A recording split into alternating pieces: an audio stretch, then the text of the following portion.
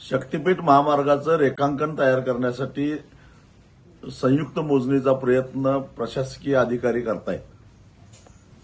गेल्या अनेक महिन्यापासून महाराष्ट्रातल्या 12च्या 12 जिल्ह्यातल्या शेतकऱ्यांनी या शक्तीपीठ महामार्गाला जमीन द्यायला नकार दिलेला आहे.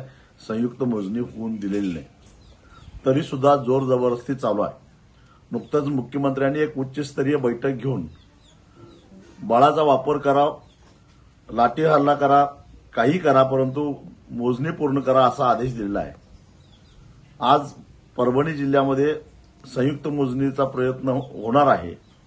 त्या पार्श्वभूमीवर काल रात्री मध्यरात्रीपासूनच शक्तीपीठ विरोधी समन्वय समितीच्या सर्व सदस्यांना ताब्यात घेतलेला आहे आणि जे प्रमुख म्होरके आहेत त्यांना ताब्यात घेतला तर शेतकरी विरोध करणार नाहीत असा त्यांचा होरा आहे. परंतु मी सरकारला ठामपणानं सांगतो की तरी सुद्धा आज मोजणीला विरोध हा होणारच.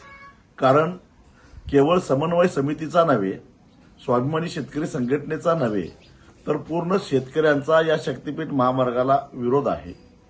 आणि ब्रिटिशासारखं इंग्रजांच्यासारखं जोर जबरदस्ती करून तुम्ही जर का मोजणी करायचा प्रयत्न केला तर आम्ही तो हाणून पाडूच, परंतु 1 इंच सुद्धा जमीन देणार नाही. स्वाभिमानी शेतकरी संघटनेचे मराठवाड्याचे विभाग प्रमुख किशोर ढगे हे खरं तर कोल्हापूरला मला भेटायला आलेले होते, परंतु त्यांचा शोध घेऊन पाठलाग करून रात्री 1:30 वाजता पोलिसांनी त्यांना ताब्यात घेतलेला आहे. या दडपशाहीचा निश्चितच आम्ही निषेध करतो, परंतु याची किंमत सरकारला मोजावी लागेल. काही झालं तरी शक्तीपीठ महामार्ग आम्ही होऊन देणार नाही.